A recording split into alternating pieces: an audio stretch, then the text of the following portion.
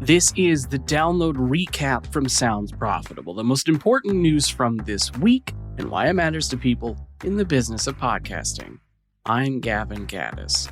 The download recap is brought to you by Podscribe. You can find out more at podscribe.com. Let's get into the news. For our first story, this one's a bit of a peek behind the curtain. We're going to address some email addresses.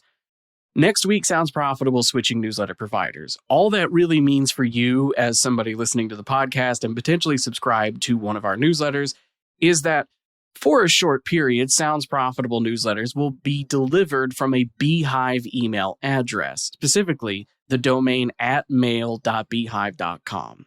This is a natural part of Beehive's smart warming process for transitioning publications over to a custom domain. You'll start receiving emails from newsletters at soundsprofitable.com like you normally have sometime in the coming weeks. Do note that if you reply to the temporary Beehive address, it still reaches us like normal. So functionally, for everyone except me, it's the same. I'll just be in a new backend. Now for our first newsy top story, Podcast Movement announces first ever New York City flagship event at Terminal 5. Start spreading the news. Yes, this is the second time this week I've done that, and I'm having fun with it.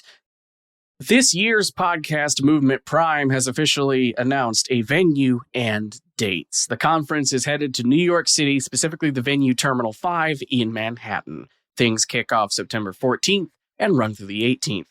Daily programming will pause on Wednesday, September 16th, so attendees are free to engage with the advertising ecosystem at the IAB upfronts. After that, Podcast Movement attendees can return to Terminal 5 for an evening after party hosted by Locked On Podcast Network and several other sponsors. The Sounds Profitable Business Summit is slated for the 14th and 15th, designed to be a premium executive-level experience built for podcast industry leaders, senior decision makers, and brand and agency media buyers.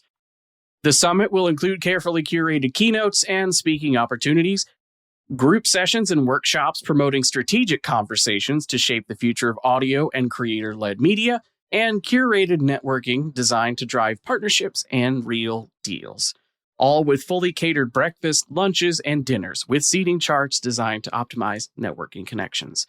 Sounds Profitable partners will receive early access to purchase tickets to the Business Summit, as well as the ability to buy shareable tickets that allow a different executive from the same company to attend each day of the conference.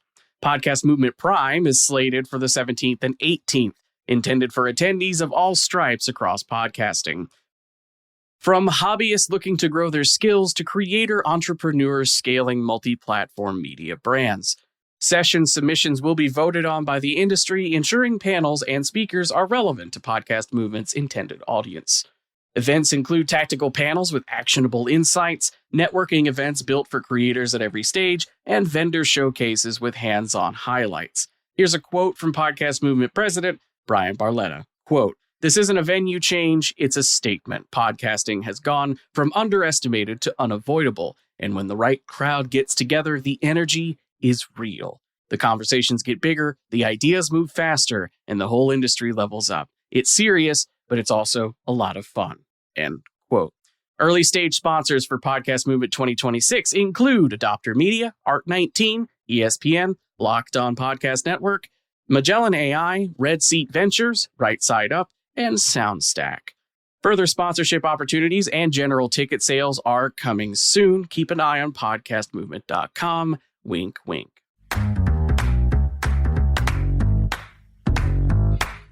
Podcast ad skipping isn't nearly as bad as I worried by Dan Misener at Bumper. Misener takes a look at what podcast audiences actually do in regards to skipping podcast ads compared to what they say they do.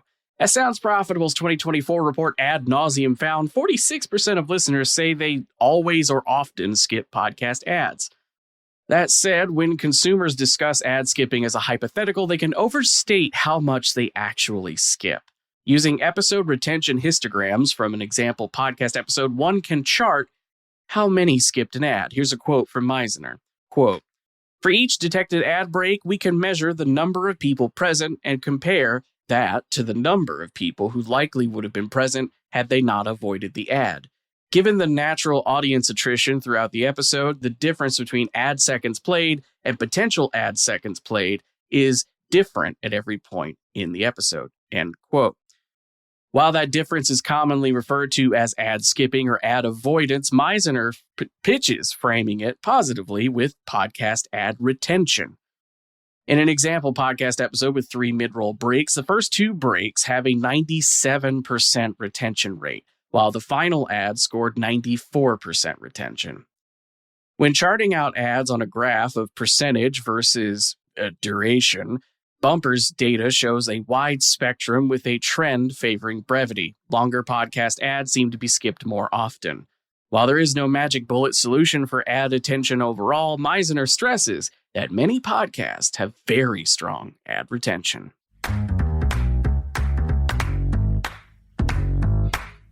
Two People on a Couch by Tom Webster. In a recent study, Sounds Profitable Research identified a segment of 560 respondents who consume podcasts, audio or video, with others most of the time or always. For this group, podcasting is largely a visual medium. 61% spend more than half of their podcast time watching video, 38% primarily use YouTube as their primary podcast platform, and smart TVs are their third most used primary device at 15%. Though when asked what they expect a podcast to be, the segment's answers don't necessarily match their behavior. 28% expect podcasts to be either audio or video, 15% expect primarily or exclusively video, 38% expect usually audio but maybe video, and 19% expect audio only. Here's a quote from Tom Webster, quote, "Even in a segment defined by shared screen-based consumption, the mental model of what a podcast is still tilts towards audio. Their behavior has outpaced their definition. They're watching podcasts together on a TV, and they still think of podcasts as something you listen to. The word co-listening makes the same mistake. It describes what the medium used to be, not what these people are actually doing. If you've spent any time in audience research, you know that the gap between what people do and what they say they do is where all the interesting stuff lives." End quote. Webster ties this to a recent moment when he and his wife Tamsin went on Hulu to see if the new season of Paradise had started. Too early for the show they actually wanted and searched for, they instead stumbled across the official companion podcast, a frictionless experience delivering relevant content.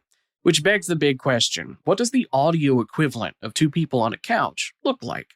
As Stephen Goldstein recently put it, audio is intentional. Audio podcast consumers actively seek out something specific to listen to and choose when to listen to it.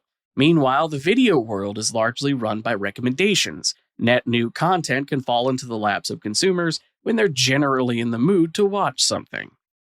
Webster argues this segment from the Sounds Profitable Research of podcast co-consumers is valuable because they're sharing the content they like.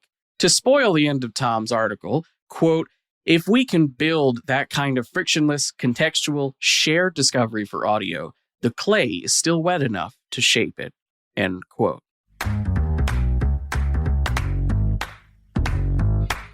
For our final top story, let's talk about the Ambies 2026. It takes more than a blizzard to keep the Ambies down. Rescheduled to Tuesday of this week, the 2026 Ambies took place in On Air Fest in Williamsburg, Brooklyn. And with the rescheduling came a live stream of the event that now has a watchable video version on YouTube.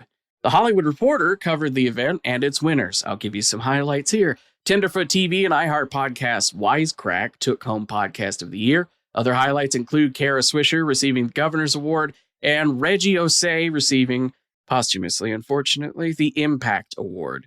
Pablo Torre, host of Pablo Torre Finds Out, was named the Vanguard Podcaster of the Year.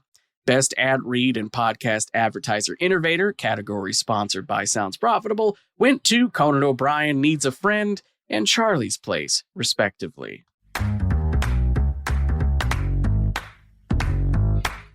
Now it's time for quick hits. These are articles I've covered this week that didn't quite make it into top story coverage today, but are still worth including in your weekend reading.